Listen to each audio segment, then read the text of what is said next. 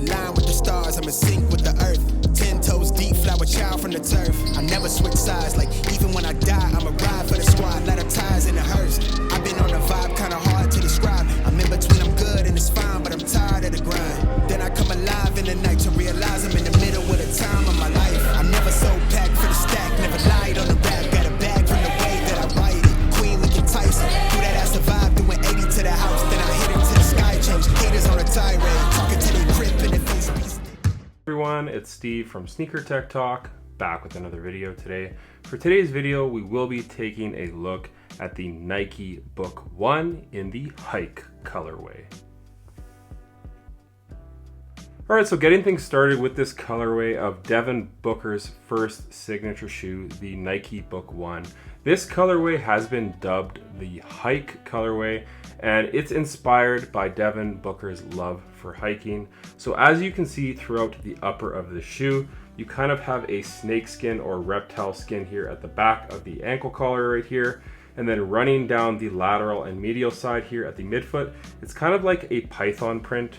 At the top of the ankle, it is kind of like a short-haired synthetic hair material. Honestly, it's something kind of crazy. Not something that you see on a ton of basketball shoes nowadays. And then moving your way around the toe box right here, you kind of have that python print and then the reptile print here on the toe box, which is kind of like a suede material. And then wrapping up the tongue, you do have a mesh material, and then at the top of the tongue, more of kind of that reptile print. So overall, a pretty crazy colorway in my opinion. But without further ado, let's take a look at the tech specs. So as far as the traction on the bottom, it is a solid rubber outsole, and it performs even better than the first two colorways with the translucent outsoles. I found these to pick up next to no dust and just stick on all court surfaces very nicely. This herringbone traction pattern does a fantastic job on hard lateral cuts, any linear movements. The Nike Book 1 with the solid rubber outsole will definitely keep you grounded. The Nike Book 1 with the solid rubber outsole is definitely the go-to option rather than the translucent pairs. Moving your way up from that, as far as the cushion goes, on the lateral side, you kind of have this rubber cup midsole right here. On the medial side, you have a full exposed Cushlon midsole. It's very soft and very plush underfoot. Now, as far as the cushioning goes on the Book 1 housed within the shoe, in the heel, I believe it's a 14mm Zoom airbag. Very large volume. It's directly under the heel, top loaded. So you get a ton of compression here at the back of the Book 1. In the forefoot, you do just get Cushlon. It's more or less the same setup as the Nike Kobe 4 Protro with the big Zoom airbag in the back. Nothing in the forefoot. So you get a ton of impact protection at the back of the shoe. It does taper out to be more thin in the forefoot for court feel. So it's a pretty nice setup, but in my opinion, I would have preferred a Zoom turbo bag up front and the Zoom bag in the back, or even nothing in the back. All things considered, it's still a very nice cushion setup. Now moving your way up onto the upper of the shoe, like I already mentioned, you have a combination of materials. This swoosh right here is suede. The toe box overlays right here is suede. Wrapping around the toe box, you kind of have that python material. Same goes for the back of the shoe. And then you have that kind of hairy material wrapping around the ankle collar. Now, as far as the fit on the Book 1, for me, I'm usually a size 10.5 in all of my Nike basketball shoes. Now, in the Book 1, I find them to fit small. The toe box is very tapered, as you can see right here, and it's quite narrow and pointy here in the forefoot. So for me, I have to go up to a size 11, and my toe is at the very end of the Nike Book 1. So it's a very snug one-to-one fit for me by going up half a size, but I would recommend trying them on in store or ordering your true to size and up half a size from Nike.com, and then just returning the pair that you don't end up keeping. So as far as the sizing goes, I had to go up half a size. It's a very snug one-to-one fit. Wide footers, I would recommend going up half a size, maybe even a full size. So keep that in mind when you are wanting to grab a pair of these guys right here. One other thing I wanted to mention as far as the fit goes is the heel has a ton of padding. Like, it's almost OD to the point where there's so much padding at the back of this shoe right here. It's very comfortable around your ankle, and the tongue is pretty thick as well. So Definitely no shortage of padding. As far as the support goes on this model right here, you do have that internal heel counter, which offers a very supportive ride at the back of the shoe. It does a great job of keeping your foot locked in.